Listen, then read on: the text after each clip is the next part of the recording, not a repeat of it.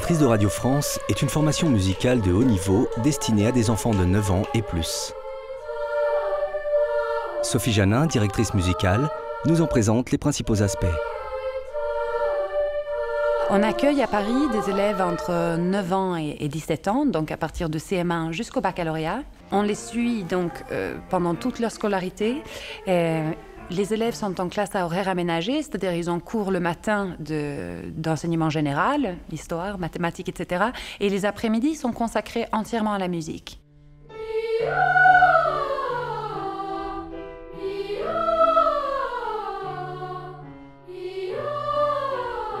Ce qui est formidable à la maîtrise, c'est que pour les élèves comme pour nous, c'est un bonheur de chaque jour.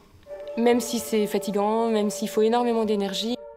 Le fait qu'on travaille avec des enfants, c'est un bonheur, enfin des enfants et des enfants motivés, c'est un bonheur constant et renouvelé. 1, 2, 3, et quand on trouve un hérisson, il apporte à la maison, on lui donne du lait tiède dans le fond d'une assiette.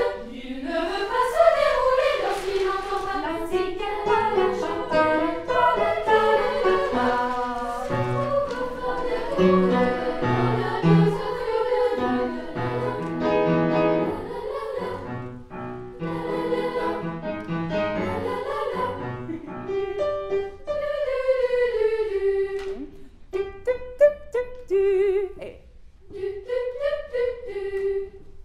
Avec vous, tout le monde? 1, et...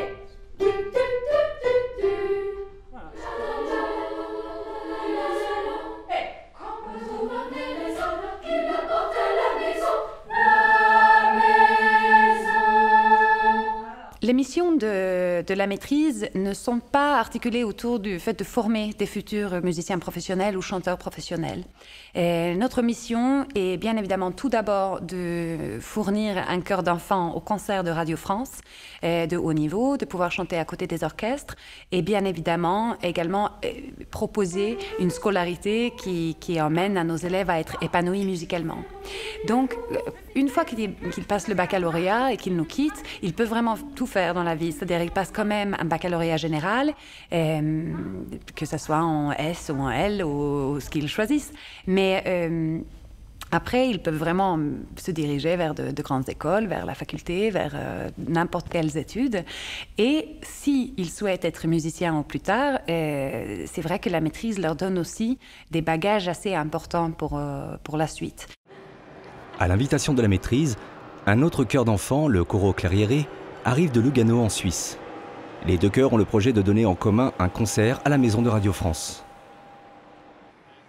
J'ai rencontré Brunella Clerici, qui est la chef de chœur de Lugano. Et il y a quelque temps déjà, elle est venue à la maîtrise de Radio France pour se renseigner comment on construit notre cursus, nos examens, comment on travaille dans les chœurs. Et puis on a échangé entre collègues, tout simplement dans un premier temps, car elle souhaitait faire évoluer les choses au sein de sa structure à Lugano. Et suite à cela, je suis partie là-bas pour travailler un petit peu avec ses élèves, de voir un petit peu ce qui était possible pour eux de faire. Et puis on a commencé entre nous deux d'évoquer cette possibilité que le chœur vienne nous rendre visite et que nous, on aille également leur rendre visite à notre tour.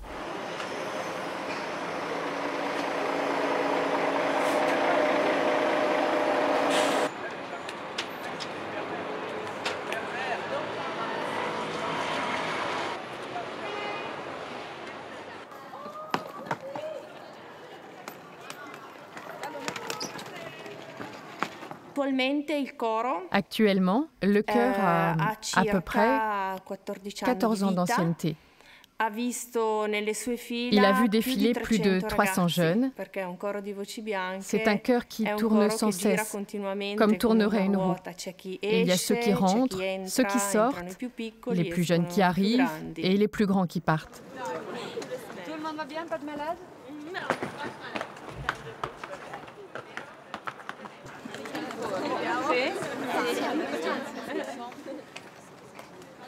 Bon, super. Eh ben, on va aller dans l'auditorium. Je pense qu'effectivement, on a probablement des différences de niveau à la maîtrise de Radio France et la maîtrise à Lugano. Les Suisses vont pouvoir nous apporter cette aisance déjà de la connaissance des pièces, tandis que mes élèves vont être beaucoup plus dans la découverte. La rencontre a eu lieu. Les enfants du chœur suisse vont être accueillis dans les familles françaises. Les répétitions vont pouvoir bientôt commencer.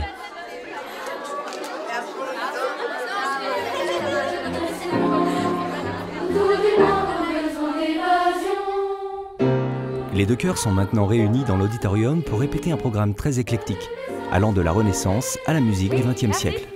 Oui. Et maintenant, seulement ceux qui chantent la mélodie. Avec mon face à main, je vois ce qui se passe chez Madame Le Germain, dans la maison d'en face. Les deux filles cadettes préparent le repas, reprisent les chaussettes et font le lit de leur papa. Et là, le menu, mais Paul va chercher le lait. Bravo. Et le petit René coule dans les têtes, fait rougir la maisonnée. Le mot de l'année, par le bout de la tête, il met les doigts dans son nez. Merci. Non, vous n'étiez pas prêts. Déjà, on est content. Allez, Célia, toi aussi. La pauvre, maintenant, elle va rougir jusqu'à ce soir. Pardon. C'est au studio 105 de la Maison de Radio France que le concert a eu lieu le 5 avril dernier. À dîner, nous ne savons pas quoi chanter. À dîner, le concert devrait être annulé. Il y a des œuvres qui sont plus particulièrement adaptées aux voix d'enfants et il y a des œuvres qui ne sont pas tout à fait chantables par des voix d'enfants.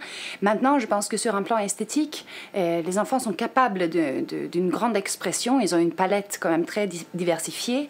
Et pour ça, j'insiste beaucoup sur le fait d'élargir le répertoire, qu'ils découvrent de la musique savante, de notre histoire, on va dire, de la musique classique et occidentale. S'entraîner, se concentrer et répéter sans se lasser. On en est loin, c'est certain. On peut dire qu'on a un peu dans la main.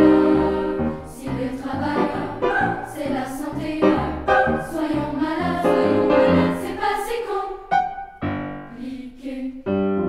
Le travail du chef de chœur pour des voix d'enfants, si on veut vraiment obtenir un bon résultat, je pense que le geste vocal, il faut vraiment l'installer de façon très soignée. Une prise d'air qui soit libre, une attaque au son qui soit saine, c'est vraiment les premières choses à mettre en place.